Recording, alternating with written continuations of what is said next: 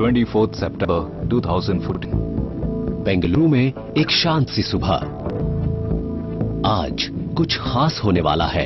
ये इंडिया के सबसे डेयरिंग मिशंस में से एक के लिए फैसले घड़ी है।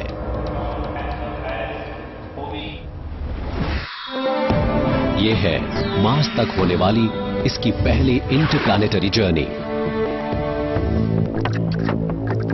बेंगलुरु के मिशन कंट्रोल रूम में प्राइम मिनिस्टर श्री नरेंद्र मोदी अपनी आंखों के सामने हिस्ट्री को अनफोल्ड होता देख रहे हैं। भारत के स्पेस रिसर्च ऑर्गेनाइजेशन के टॉप बॉसेस के राधाकृष्णन और एएस किरण कुमार इस मिशन की प्रोग्रेस पर बेहद खामोशी से नजर रख रहे हैं।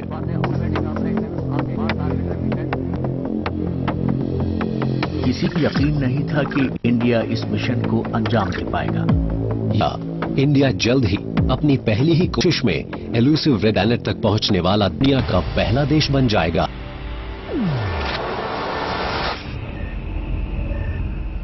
लेकिन इस एक्साइटमेंट से भरे मोमेंट को और भी ज्यादा ड्रामेटिक बनाती है ये बात कि मार्शियन ऑर्बिट में दाखिल होने वाले अहम पलों के दौरान स्पेसक्राफ्ट मंगलयान मार्स के पीछे पहुंच जाएगा और धरती से नजर नहीं आएगा, जिससे मिशन टीम के साथ उसका सारा कम्युनिकेशन खत्म हो जाएगा। मिशन कंट्रोल रूम में टेंशन बहुत ज्यादा है। 300 दिन, पृथ्वी से 65 करोड़ किलोमीटर से भी ज्यादा दूरी, और अब वो पल आ पहुंचा है जो ये तय करेगा कि क्या इंडिया का मार्स ऑर्बिटर या मंगलयान मार्शियन ऑर्बिट में कामयाबी से दाखिल हो पाया।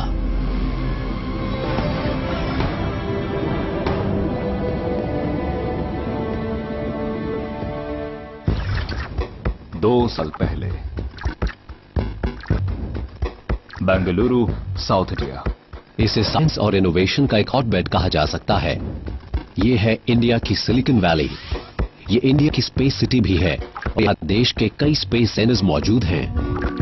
ISRO telemetry tracking and command network, ISRO satellite integration and test establishment.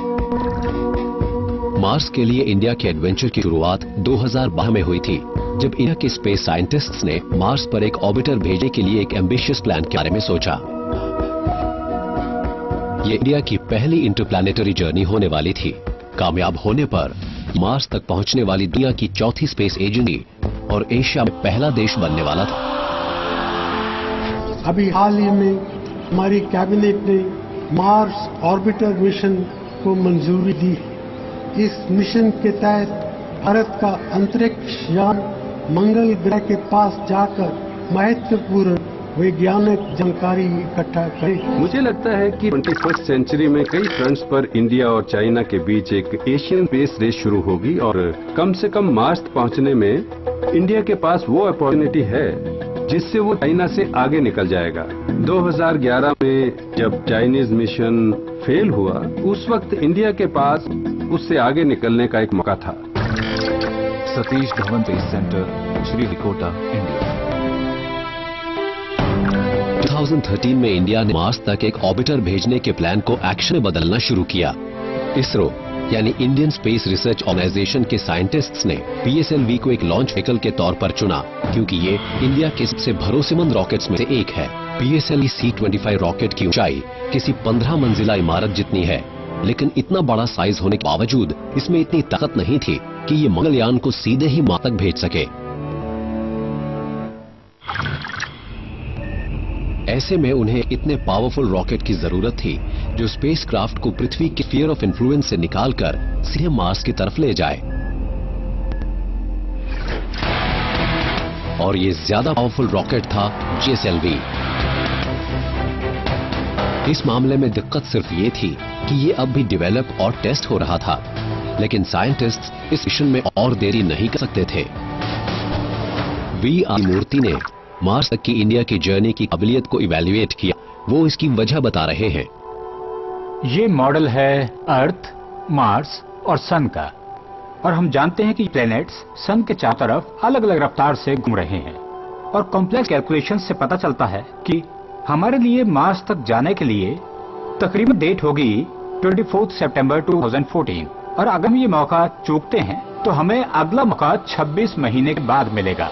तो हमने डिसाइड किया कि हम इसी डेट को जाएंगे जो हमने कैलकुलेट की है, on Mars on 24th September 2014. इसका मतलब था कि मंगलयान को पृथ्वी की ऑर्बिट को एकदम सही वक्त पर छोड़कर मार्स के सफर के लिए आगे बढ़ना था और मार्स के ऑर्बिट में दाखिल होना था 24 सितंबर 2014 को। यानी मार्स यहां पर होगा और मंगलयान यहां पर होगा। अगर हम जल्दी लॉन्च करते हैं तो मंगलयान मार्स से आगे पहुंच जाएगा और अगर देर से लॉन्च करते हैं तो मंगलयान पीछे रह जाएगा और दोनों ही मामलों में ये मिशन फेल हो जाएगा।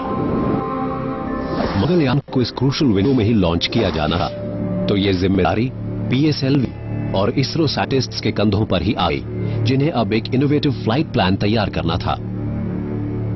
अगर हम एक अनोखा मिशन डिजाइन बना पाते हैं तो इंडिया खुद के पीएसएलवी के जरिए ही स्पेसक्राफ्ट को लॉन्च कर पाता। एंड वी डिसाइडेड कि ये एक टेक्नोलॉजी मिशन होने वाला है जो साबित कर देगा कि इंडिया मार्स के ऑर्बिट में भी स्पेसक्राफ्ट भेज सकता है। और जो प्लान पेश किया गया वो काफी डेयरिंग था और इंडिया ने पहले कभी इसे ट्राई नहीं किया था। साइंटिस्ट्स एक ऐसा बड़ा मास ऑर्बिटर बनाने वाले थे जो भारत द्वारा अब तक बनाए गए सबसे फास्ट और इंटेलिजेंट स्पेसक्राफ्ट्स में से एक था और फिर इसे पीएसएलवी पर लोड किया जाना था। इसे पहले अर्थ के ऑर्बिट में लॉन्च किया जाने वाला था। इसके बाद साइंटिस्ट्स इसे पृथ्वी के चारों तरफ घुमाते, धीरे धीरे की वेलोसिटी बढ़ाते और इस ऑर्बिट लेवल्स को इतना बढ़ाते कि इसकी रफ्तार पृथ्वी के स्फीयर ऑफ इन्फ्लुएंस से अलग हो जाने लायक बन जाती। फिर इसे मार्स के रास्ते पर बढ़ाया जाता और ये लगभग 300 दिन में 65 करोड़ किलोमीटर से ज्यादा का फासला तय करता। मंगलयान स्पेस में 20 किलोमीटर पर सेकेंड से ज्यादा की स्पीड पर जाने वाला था। अर्थ पर इतनी स्पीड से सफर करके करीब 9 मिनट में ही नई दिल्ली से न्यूयॉर्क पहुंचा जा सकता है। मंगलयान इतनी ही रफ्तार से मार्स की तरफ जाने वाला था। इसके बाद रेड प्लैनेट की सतह के करीब 500 किलोमीटर नजदीक पहुंचकर मार्स ऑर्बिट में दाखिल होने वाला था। मार्स ऑर्बिटर मिशन के पूरे इंडिया में सेंटर्स थे और हरी झंडी मिलने पर वो इस चुनौती भरी इंटरप्लैनेटरी जर्नी को अंजाम देने के लिए 24 घंटे काम कर लगते। बेंगलुरु के इसरो सेंटर्स ने मंगलयान को डिजाइन किया, बनाया और टेस्ट किया। अहमदाबाद में इसे कैमरा और साइंटिफिक इंस्ट्रूमेंट्स बनाए गए और इसे लॉन्च किया जाना था श्रीहरिकोटा से। बियालालू के डीप स्पेस एंटेना इसके कम्युनिकेशन को ट्रैक करने वाले थे और बेंगलुरु का मिशन कंट्रोल रूम इसे मॉनिटर और नेविगेट करता। मंगलयान की ड्रीम टीम में ऐसे जाने माने स्पेस साइंटिस्ट थे जिन्होंने पिछले 3 से 4 डेकेड्स में भारत के कई सैटेलाइट मिशंस में काम किया था।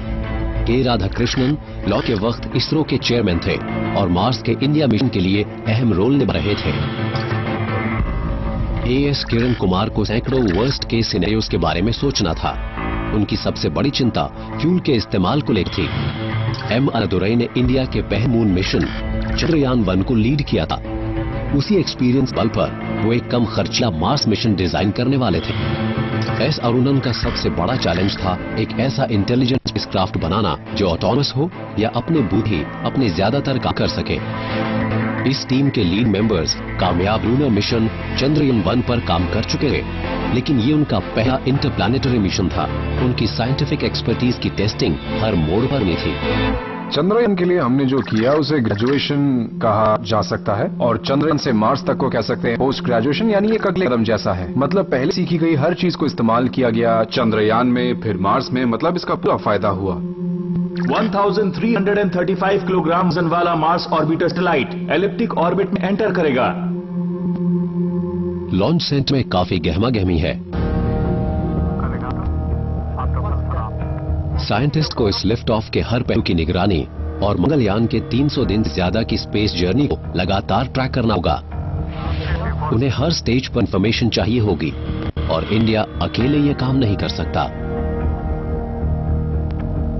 इस ट्रैक के लिए एक बहुत बड़ी जरूरत ये थी कि हमें कंट्रोल सपोर्ट के लिए लगातार मास डेटा मिलता रहे।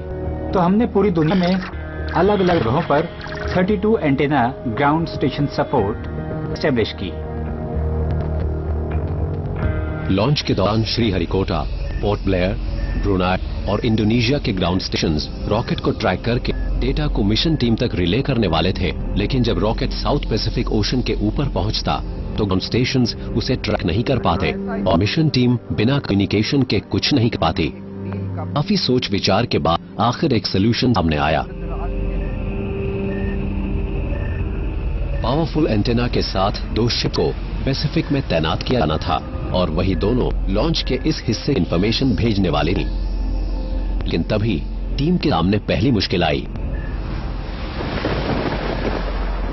खराब मौसम की वजह से एक शिप समय पर अपनी लोकेशन पर नहीं पहुंच सकी। लॉन्चर के प्रिपरेशन में देरी हो गई। वजह ये थी कि शिप को जिस लोकेशन पर होना चाहिए था वो वहां पहुंची नहीं, क्योंकि पैसिफिक में मौसम बहुत खराब हो गया था। ये अच्छी खबर नहीं थी कि मिशन टीम के पास मंगलयान को लॉन्च करने के लिए वक्त बहुत कम था। खराब मौसम की वजह से ओरिजिनल लॉन्च प्लान में रुकावट आ गई और साइंटिस्ट्स को लिफ्ट ऑफ से पहले ही एक प्रॉब्लम का सामना करना पड़ा।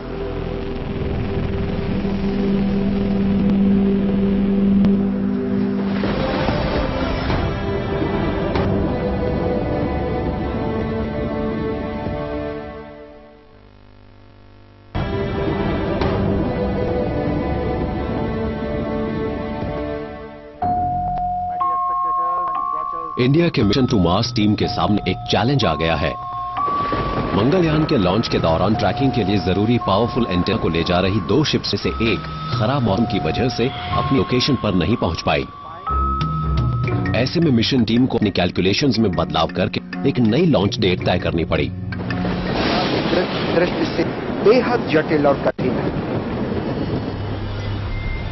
पहले लॉन्च किया जाना था अक्टूबर के एंड में, लेकिन खराब मौसम की वजह से व्हीकल ट्रैकिंग शिप अपनी लोकेशन पर नहीं पहुंच पाई, तो सारी अरेंजमेंट्स डिले हो गई। फिर लॉन्च का डेट हो गया नवंबर 5।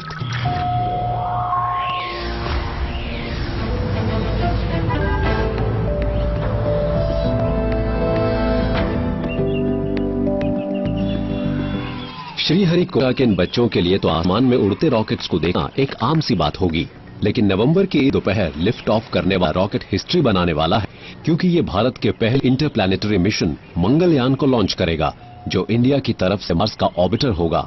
5 नवंबर 2030 Satish Dhawan launch centre, Sriharikota, India. आज है लॉन्च का दिन और पूरी दुनिया की निगाहें इंडिया पर हैं। किसी को यकीन नहीं था कि इंडिया इस मिशन को अंजाम दे पाएगा, तो हमने जब लॉन्च की डेट अनाउंस भी कर दी थी तब भी एक क्वेश्चन मार्क सबके दिमाग में मौजूद था। कोई भी हमें सीरियसली नहीं ले रहा था। तो जब लॉन्च एक्चुअली हो गया तब उन्हें यकीन हुआ कि वाकई एक सैटेलाइट को तैयार करके लॉन्च किया जा चुका है। इसमें आपको सीधे लिए चलते हैं रॉकेट बहुत ही नजदीक, जहां साइंटिस्ट्स ब्लास्ट ऑफ की तैयारी में थे। अपनी तैयारी में आरंभ किया। 10, 9, 8, 7, 6, 5, 4, 3, 2, 1, 0, +1, 2.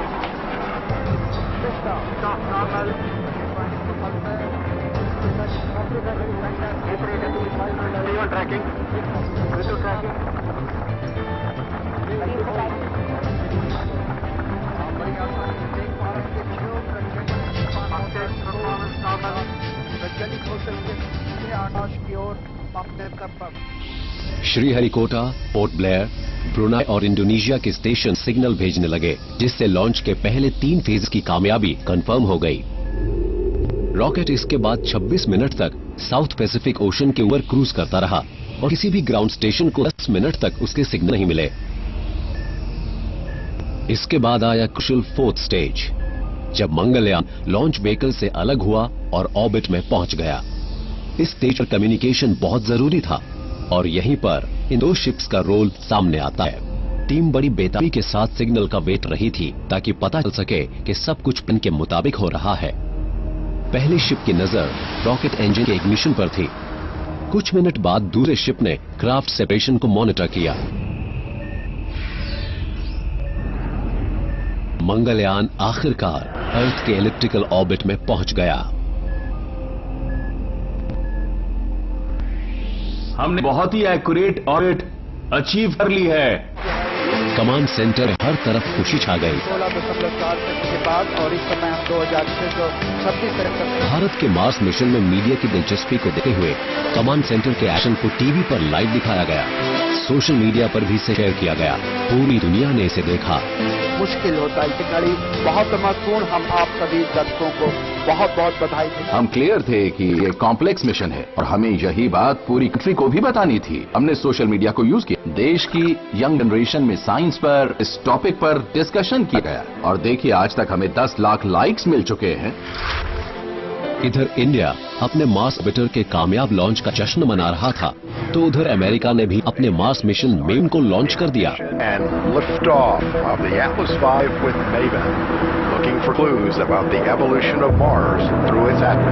अमेरिका के पास एक पावरफुल लॉन्च व्हीकल था जिसने मेवन को मार्स तक के सीधे रास्ते पर भेज दिया। अब स्टेज सेट हो चुका था।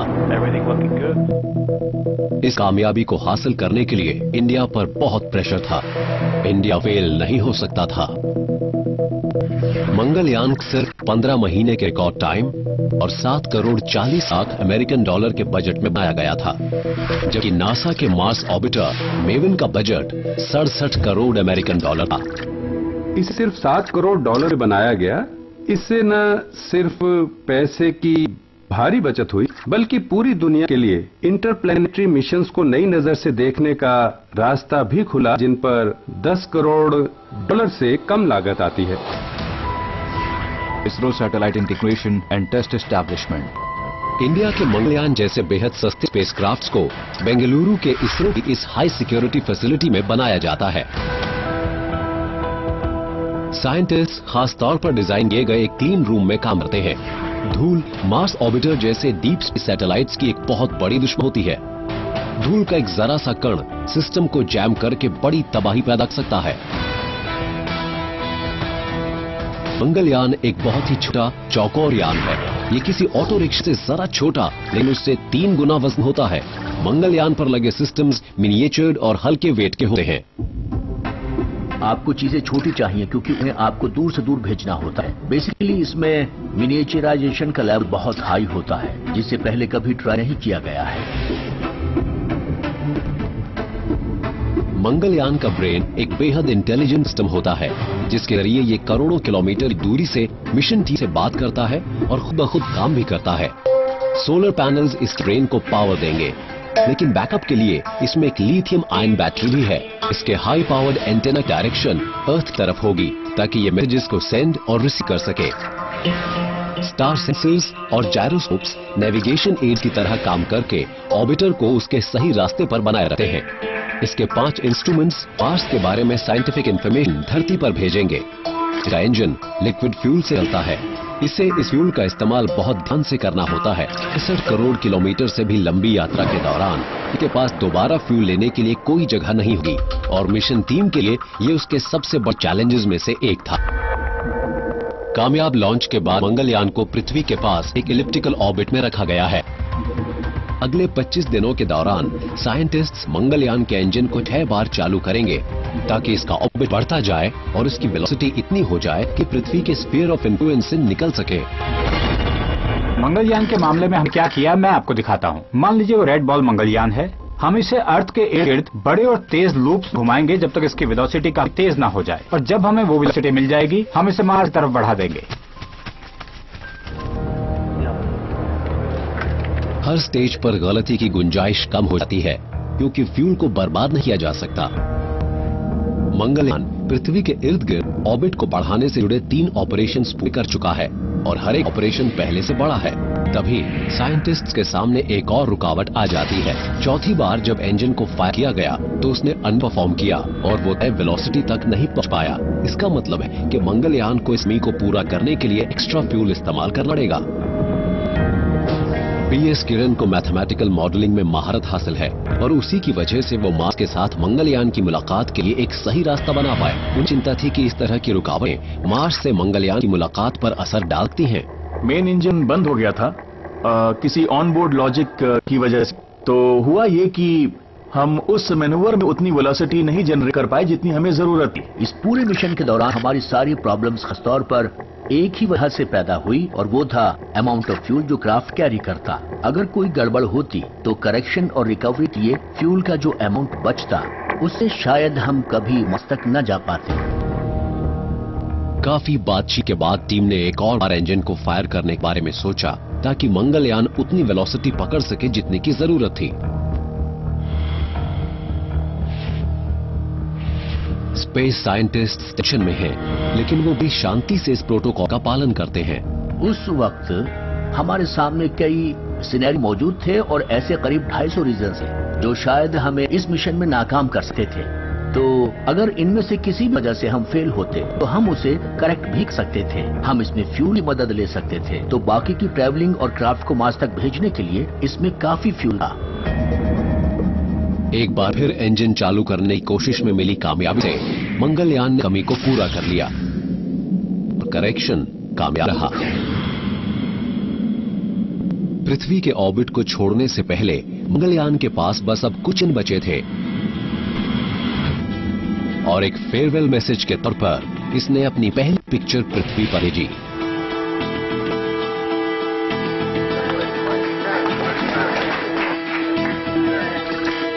Satellite application centre, Ahmedabad. ये पिक्चर इसने अपने शानदार मार्स कलर कैमरा से खींची जो बना था अहमदाबाद के स्पेस एप्लीकेशन सेंटर में। ये कैमरा और इस सेंटर में डिजाइन किए गए दूसरे इंस्ट्रूमेंट्स इस मिशन के लिए बहुत अहमियत रखते थे, क्योंकि इन्हीं के जरिए मंगलयान मार्स की सतह और एटमॉस्फेयर स्टडी करके इस इंफॉर्मेशन को वापस पृथ्वी पर भेज सकता था। स्पेस रिसर्च के लिए ये सारी high and engineering innovation local talent नहीं थी। हमें ऐसे पेलोड्स डिजाइन करने थे जो मास और पावर के बजट में फिट हो सकें। ये बहुत बड़ा चैलेंज था। तो हमने very state of the art components और एलिमेंट्स थे ताकि हमारा इंस्ट्रूमेंट लाइट वेट हो और यूज करे लो पावर। मंगलयान पृथ्वी को गुड बाय कहने और मार्स की तरफ आगे बढ़ने की तैयारी में था। ट्रांसमार्स इंजेक्शन मनूवर को हमने प्लान करके एग्जीक्यूट किया। मैं कहूंगा कि एक ऑपरेशन के तौर पर ये काम परफेक्ट रहा। इंजन को फायर किया गया और इसके कारण मंगलयान पृथ्वी के ऑर्बिट से बाहर निकलकर मार्स तरफ अपनी इंटरप्लैनेटरी जर्नी पर रवाना हो गया। इंडिया की स्पेस हिस्ट्री में एक नए चैप्टर की शुरुआत हो गई थी।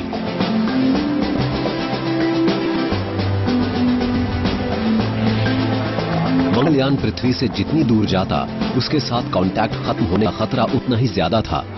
आउटर स्पेस में अनजान इलाके की तरफ इसके बढ़ने के दौरान सटीक नेविगेशन और कम्युनिकेशन मार्स तक पहुंचने की इंडिया की उम्मीद को कायम रख भी सकता था और खत्म भी कर सकता था।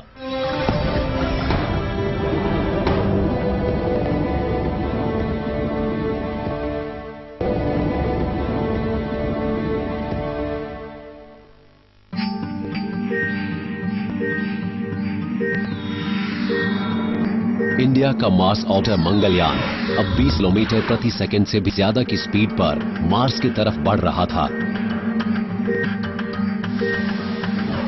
साइंटिस्ट को लगता है कि मार्स पर जीवन की शुरुआत से जुड़े कुछ सीक्रेट्स मौजूद हो सकते हैं। और देखिए, ये भी माना जाता है कि कुछ डिकेड्स बाद इंसान मार्स पर अपनी बस्तियां भी बसा पाएगा। फ्यूचरिस्ट्स मार्स के पृथ्वी के नजदीक होने की वजह से इसमें दिलचस्पी रखते हैं। कई मायनों में ये एक छोटी पृथ्वी जैसा है। इसकी सतह काफी कुछ पृथ्वी जैसी है और इसके एक दिन की अवधि 24 घंटे से थोड़ी ज्यादा है। मार्स पर एक साल पृथ्वी के 2 साल के बराबर होता है और मार्स पर वजन पृथ्वी के मुकाबले लगभग 1/3 कम होता है। पृथ्वी की ही तरह यहाँ वोल्केनोज, कैनियंस और पोलर आइस कैप्स भी हैं। यही बात स्पेस साइंटिस्ट्स को एक्साइट करती है कि वहाँ फ्यूचर में कॉलोनीज बसाई जा सकती हैं। Former president APJ Abdul Kalam ने मुझसे कहा था, earth, moon and Mars are all part of one industrial complex. उन्हें लगता था कि मून पर भी माइनिंग होगी, मार्स पर भी माइनिंग होगी और ह्यूमन रेस बड़ी ही आसानी के साथ अर्थ, मून और मार्स के बीच ट्रेवल किया करेगी। मंगलयान पृथ्वी के ऑर्बिट को छोड़ने के बाद मार्स की तरफ बढ़ते वक्त करीब फ्रिक्शनलेस वैक्यूम में है। इसके इंजन को स्विच ऑफ कर दिया गया है और इसे 300 दिन बाद तब चालू किया जाएगा जब ये मार्स के नजदीक पहुंचेगा। मंगलयान एक अनजान और एक्सट्रीम एनवायरनमेंट में है। क्योंकि ये सूरज से दूर होता जा रहा है, इसे शून्य से भी 150 डिग्री सेल्सियस नीचे के टेम्परेचर का सामना करना पड़ सकता है।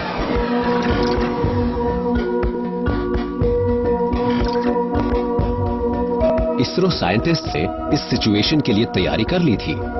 मंगलयान को एक vacuum environment, high vibration, extreme temperature variation और साउंड के हाई लेवल्स को झेलने के लिए टेस्ट किया गया था ताकि ये इस लंबी जर्नी के लिए तैयार हो सके। इसकी टेस्टिंग से जुड़ी जरूरतें काफी ज्यादा थी क्योंकि हमें कई सिनेरियोज को सिमुलेट करना था। इसलिए हमें अर्थ पर ऐसे हजारों कॉम्बिनेशंस को टेस्ट करने की जरूरत थी ताकि उसके कुछ पार्ट्स स्पेस में फेल ना हो जाएं। इंडिया का मार्स ऑर्बिटर अपने शेड्यूल को फॉलो कर रहा है और सब कुछ ठीक रहा तो ये मार्स के ऑर्बिट में 24 सितंबर 2014 तक पहुंच जाएगा। लेकिन मिशन टीम जानती है कि ये कहना आसान है लेकिन करना मुश्किल। तो अगर सिर्फ डीप स्पेस ही नजर आता हो तो उसमें किसी स्पेसक्राफ्ट को नेविगेट से किया जाए। सैकड़ों साल पहले भारत के पुराने एस्ट्रोनॉमर्स जैसे आर्यभट्ट और ब्रह्ममीर ने बहुत ही बेसिक इंस्ट्रूमेंट्स को इस्तेमाल करके स्टार्स और प्लैनेटरी मूवमेंट्स को मैप किया था। एंशिएंट एक्सपर्ट्स रात में दिखने वाले स्टार्स के जरिए नेविगेशन और एक्सप्लोरेशन करते थे। इसी तरह हमारी मार्स मिशन टीम ने भी स्पेसक्राफ्ट के आसपास मौजूद स्टार्स का इस्तेमाल करके अपनी सही डायरेक्शन को जाना और मार्स की तरफ सही आगे बढ़ी। और इस टीम को लीड किया नंदिन हरिनाथ और ऋतु परिधल ने, जो पावर और कम्युनिकेशन मॉनिटर करती हैं और मंगलयान को सही रास्ते पर बनाए रखती हैं। इस बात को लेकर काफी एंजाइटी थी कि चीजें ठीक से काम करेंगी या नहीं काम करेंगी। मंगलयान के अपनी डायरेक्शन से भटकने के कई कारण हो सकते थे। सूरज के रेडिएशन या इंजन की फायर से स्पेसक्राफ्ट की बॉडी पर फोर्स पड़ सकती थी, जिसकी वजह से स्पेसक्राफ्ट किसी बॉल की तरह घूम या वॉबल कर सकता था। जरूरत है इसे मॉनिटर करने की, करेक्ट करने की, ताकि इन्हें जो ऑर्बिट अचीव की है वो प्रिसाइज हो। अब इस टीम के सामने एक बड़ा काम ये था कि ये मंगलयान के एंटेना की डायरेक्शन को पृथ्वी की तरफ बनाए रखे कि मिशन टीम लाखों किलोमीटर की इस दूरी के बावजूद इससे कम्युनिकेट कर सके। यहाँ पृथ्वी पर ही लगातार मोबाइल कम्युनिकेशन बनाए रखना एक चैलेंज होता है, तो ये तो वाकई एक बहुत बड़ा चैलेंज था। ब्यालू, कर्नाटक। और मंगलयान से कांटेक्ट बनाने का काम कर रहा था ये लाउड माउथ या डीप स्पेस एंटेना, जो बेंगलुरु बाहर मौजूद एक छोटे से कस्बे ब्यालू में मौजूद है।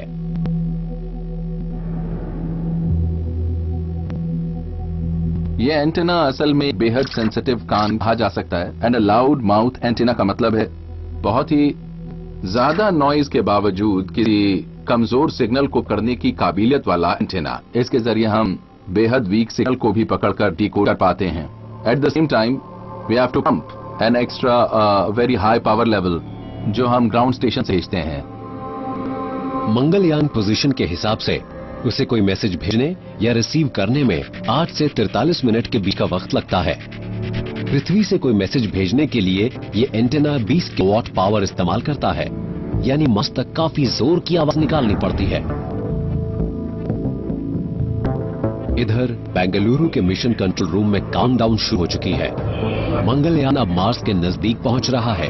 पिछले कुछ महीनों के दौरान साइंटिस्ट्स ने मंगलयान के रास्ते को सुधारा है, उस स्पीड को एडजस्ट किया है और उसके कंट्रोल्स को चेक और क्रॉस चेक भी किया है। खास पल अब आने ही वाला है जब मंगलयान मार्स के ऑर्बिट में दाखिल होगा, लेकिन सफर का ये हिस्सा चैलेंज से भरा है। मिशन टीम पर बहुत प्रेशर है और एक चीज को लेकर ये चिंता में भी है, ये है मंगलयान का इंजन। इसी इंजन को करीब 9 महीने के ट्रैवल करने के बाद फिर से काम शुरू करना होगा। मंगलयान 20 किलोमीटर पर सेकेंड से भी ज्यादा की स्पीड पर फ्रिक्शनलेस वैक्यूम में अपने इंजन को चालू किए बिना आगे बढ़ता रहा है। इंजन को पिछली बार 300 दिन पहले चालू किया गया था ताकि मंगलयान की स्पीड बढ़ाकर उसे पृथ्वी की स्फीयर ऑफ इन्फ्लुएंस से निकाला जाके इसे अब मार्स ऑर्बिट में दाखिल होने के लिए दोबारा चालू करना होगा। सबसे बुरा होता कि वो नजदीक से निकल जाता या शायद हम उसे मार्स के ऑर्बिट में कैप्चर ही ना कर पाते। अब ये एक चक्कर काट कर दोबारा मार्स के स्फीयर ऑफ इन्फ्लुएंस से बाहर ही निकल जाता। वर्षों की कड़ी मेहनत और प्लानिंग, दिन रात की केयरफुल ट्रैकिंग के बाद अब वो पल आ पहुंचा है जहां इन लोगों के सामने ढेर सी मुश्किलें खड़ी हैं। क्या इंजन अहम वक्त पर चालू हो पाएगा ताकि मंगलयान कामयाबी से मार्स के ऑर्बिट में दाखिल हो सके? सैटेलाइट इतने दिन जैसे एक कोमा में था और फिर इसे जगाया जाना था। तो इसकी तुलना आप रामायण में मौजूद कुंभकर्ण से कर सकते हैं, जो हमेशा सोता रहता है, जब जागता है तो युद्ध के लिए तैयार।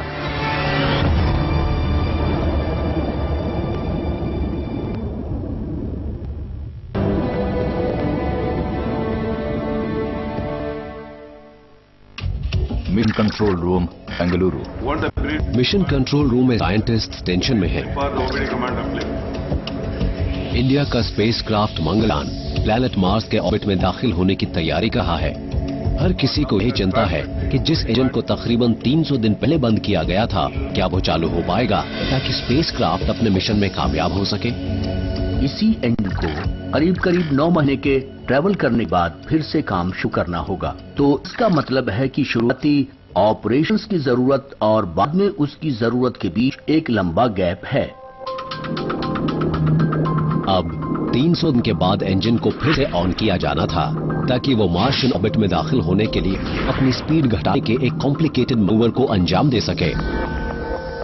शुरुआत में हमारा काम था कि इसकी वेलोसिटी को बढ़ाया जाए, बट ऑन सितंबर 24 हमारा काम था उसकी वेलोसिटी कम करना, वो भी बिल्कुल सही वक्त पर। ऐसा इसलिए ताकि ये क्राफ्ट प्लैनेटरी सिस्टम से उड़ता हुआ ना निकल जाए और मार्स के आसपास टिका रहे। ये काम स्पेसक्राफ्ट को उल्टा करके किया गया और लिक्विड इंजन को उल्टी दिशा में फायर किया गया।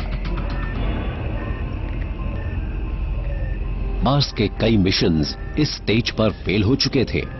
अगर वेलोसिटी को एकदम सही ढंग से एडजस्ट ना किया जाता तो मंगलयान या तो मार्स की सतह से टकरा जाता या फिर अपने इंटेंडेड ऑर्बिट में दाखिल ना होकर स्पेस में भटकने लगा।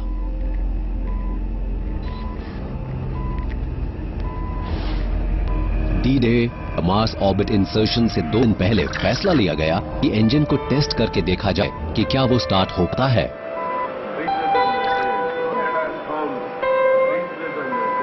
मंगलयान का इंजन बिना किसी प्रॉब्लम के स्टार्ट हो गया। आखिरी ट्रेजेक्ट्री करेक्शन मैनूवर जो MOI से 41 घंटे पहले हुआ, तक किया गया कि मेन लैम इंजन को ट्राई किया जाए। उस दिन इंजन ने 4 सेकंड तक बढ़िया ढंग से परफॉर्म किया और जो हम पाना चाहते थे वो हमें मिल गया। साइंटिस्ट्स को कुछ वक्त ये राहत मिली, लेकिन असली चैलेंज तो अभी आगे मौजूद था। अमेरिका से खबर आई कि उसका मार्स ऑर्बिटर मेविन कामयाबी से मार्शियन ऑर्बिट में दाखिल हो चुका।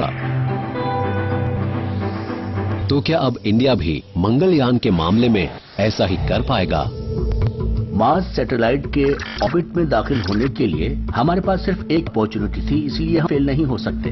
करेक्शन करने की कोई गुंजाइश नहीं थी क्योंकि हमारे पास फ्यूल बहुत ही कम था। आज तक और दूसरे जितने भी मिशन हुए हैं वो अपने साथ इतना फ्यूल लेकर चलते हैं कि अगर कोई प्रॉब्लम आ भी जाती है, कोई गलती हो भी जाती है, तो उनके पास रिकवर करने और मिशन को कामयाब बनाने के लिए पूरा मौका होता है। साइंटिस्ट्स के सामने बहुत सारी रुकावटें मौजूद थीं। ये पल इसलिए भी और मुश्किल भरा हो गया क्योंकि मार्शियन ऑर्बिट में दाखिल होते वक्त मंगलयान रेड प्लैनेट के पीछे जाने वाला था, जिससे पृथ्वी और मिशन टीम के साथ उसका कम्युनिकेशन खत्म हो जाता। इसका मतलब था कि अब मंगलयान को ऑटो मोड पर काम करना था। कमांड्स पहले से ही फीड कर दिए गए थे, लेकिन एक प्रॉब्लम थी। मंगलयान का इंटेलिजेंस सिस्टम या उसका ब्रेन सोलर पैनल से चलता है, लेकिन इंसर्शन के समय मंगलयान तक पहुंचने वाली धूप मार्स की वजह से रुक जाती और उसे जरूरी पावर नहीं मिल पाती। The amount of power जितना सैटेलाइट को चाहिए ताकि उसके सिस्टम्स फंक्शन करें वो है 800 वॉट्स, यानी 8 into 100 वॉट बल्ब्स। यानी सैटेलाइट को कम से कम इतनी पावर तो चाहिए ही थी, लेकिन मार्स तक जो सोलर एनर्जी पहुंचती है वो काफी कम होती है। ये वेरी भी करती है फ्रॉम 40 to 60% तक, जितनी की पावर हमें अर्थ पर मिलती है उससे। मंगलयान के डिजाइन में इस बात का ध्यान रखा गया था। इसमें एक बैकअप लिथियम आयन बैटरी यानी मंगलयान अपनी बैटरी की पावर के बल पर ही मार्स ऑर्बिट दाखिल होने वाला था।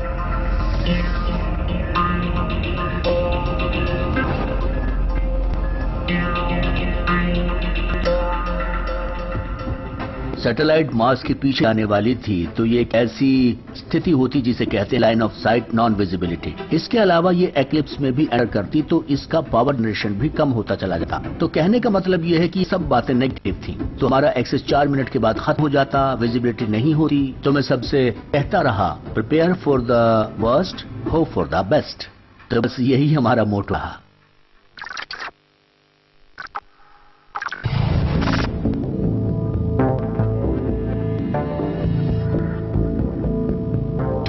सितंबर 2014 बेंगलुरु की ये सुबह बेशक शांति से भरी है, लेकिन एक बड़ा इम्तिहान भी होने वाला है। ये इम्तिहान है भारत के सबसे डेयरिंग मिशन में से एक का।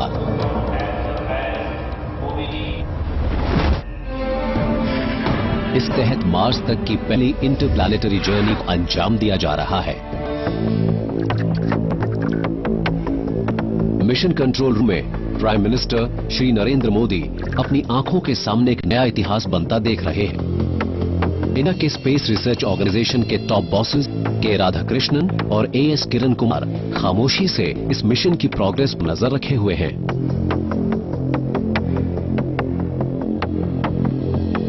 हमें बहुत सारे नए नए डेवलपमेंट्स करने पड़े। हमें गुजरना पड़ा डिटेल टेस्टिंग से। टीम ने वो किया जिसे इम्पॉसिबल माना जाता था। जैसे जैसे ये टीम काम करती गई, इसकी एनर्जी और बढ़ती गई और टीम सीखती गई और इवॉल्व होती गई। अप टू सितंबर 24 ये बहुत कुछ सीखने का फेज था। और सब मिशन कंट्रोल सेंटर में उस दिन देखा होगा the bubbling youth and the experienced elders सभी मिलजुल कर इस मिशन पर लगे हुए थे। प्लान ऑफ एक्शन को अमल में लाया जाने लगा। मंगलयान की स्पीड धीमी कर दी गई।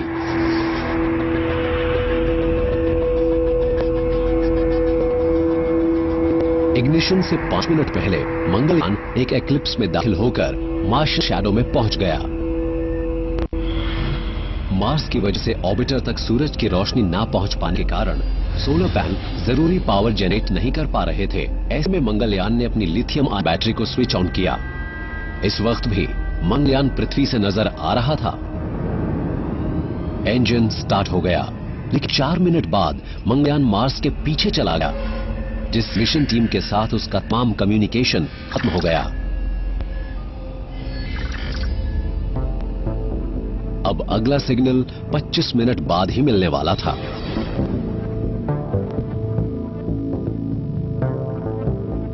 मिशन कंट्रोल रूम में एकदम खामोशी छा गई। मंगलयान से कोई सिग्नल नहीं मिल रहा था। ऐसे में टीम सिर्फ उम्मीद कर सकती थी कि स्पेसक्राफ्ट प्लान के मुताबिक ही ठीक ठाक बिहेव कर रहा था। वक्त जैसे कट ही नहीं रहा था। और उस समय पर वहां हो रहा होगा इस बारे में कोई कम्युनिकेशन नहीं होगी। हमें फाइनल रिजल्ट के लिए इंतजार करना होगा। ये ऐसी ही है जैसे किसी ऑर्केस्ट्रा में चुप्पी छा जाए। लाइफ ऐसी ही होती है और स्पेस साइंस भी ऐसी ही रही है। हमें करीब आधे घंटे के पीरियड तक इंतजार करना पड़ा। हम सोच रहे थे कि या तो सब ठीक चल रहा होगा या नहीं चल रहा होगा। क्या हम फिर सैटेलाइट से कनेक्ट हो पाएंगे? तो मन में उस वक्त ऐसे ही सवाल उठ रहे थे। इस अहम पल में गोल्डस्टोन कैलिफोर्निया और कैनबरा ऑस्ट्रेलिया में मौजूद नासा के ग्राउंड स्टेशंस मंगलयान पर पैनी नजर बंद हुए थे। सबसे पहले उन्हें ही इस मिशन की कामयाबी की खबर मिलने वाली थी।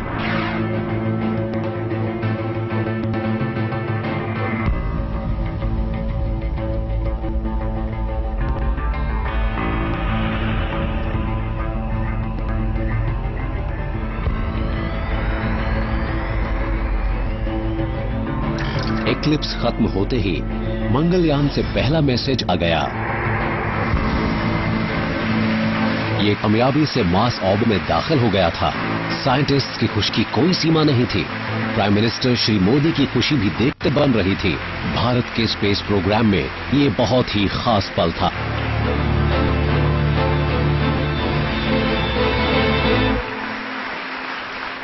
History has been created today. we have dared to reach out to the unknown and have achieved the near impossible.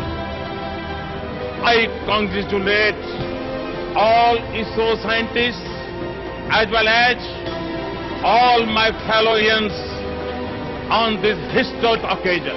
On that day of September 24th, school के बच्चे सुबह सुबह आ गए। उन्होंने इस पूरे लॉन्च को देखा और उनमें एक नया विश्वास भी पनपा। मेरे विचार में इस मिशन से जो सबसे बड़ा फायदा हुआ वो ये था कि ये जो यंग माइंड्स हैं उन्हें ये एहसास हुआ कि इंडिया कुछ ऐसा कर सकता है जिसे लोग अब तक इम्पॉसिबल समझते थे। मंगलयान मार्स के इर्द गिर्द मौजूद एलिप्टिकल ऑर्बिट में घूम रहा था कि तभी उसमें लगा कैमरा भी चालू हो गया और एक्साइटिंग पिक्चर्स अर्थ तक पहुंचने लगी। ये है मार्स की एक पूरी picture. Volcanoes, large canyon ranges, water vapour clouds, Phobos जो मार्स के 2 नेचुरल मून्स में से एक है। नासा का स्पेसक्राफ्ट क्यूरियोसिटी रोवर पहले ही मार्स पर मौजूद था और उसने मंगलयान का वेलकम किया। क्यूरियोसिटी के ट्विटर हैंडल ने पोस्ट किया, नमस्ते, और मंगलयान ने जवाब दिया, हाउडी। मेवन टीम ने मार्स पर पहुंचने के लिए इसरो को बधाई दी। इंडिया का ऑर्बिटर भी इस रेड प्लैनेट को स्टडी करने से जुड़े मिशन में शामिल हो गया। इस तरह Indian Space Research Organisation Mars तक एक कामयाब मिशन भेजने वाली चौथी एजेंसी बन गई। पहली ही कोशिश में ऐसा करने वाली ये एशिया की पहली एजेंसी है। इंटरनेशनल कम्युनिटी ने हमारे इस मिशन को बेहद अनोखा बताया। फॉर द सिंपल रीजन ये काम इतने कम समय में हुआ। ये सब कुछ किया गया एक बहुत ही स्मॉल बजट में। अब जब भी कोई अगला इंटरप्लैनेटरी मिशन होगा, दुनिया इंडिया की अनदेखी नहीं कर पाएगी, इंडिया भी उसका हिस्सा होगा। तो मंगलयान मिशन से हमें ये बड़ा फायदा हुआ है। और प्राइमरी ऑब्जेक्टिव ही बना रहेगा कि हम स्पेस टेक्नोलॉजी को कैसे देश के फायदे के लिए इस्तेमाल कर सकते हैं। इस फिल्म को बनाने के वक्त मंगलयान मार्स के इर्द गिर्द 100 से ज्यादा ऑर्बिट पूरे कर चुका था। ये आज भी वहां से कीमती डेटा भेज रहा है। ये प्लैनेट हमारे लिए अब इतना दूर भी नहीं रह गया है।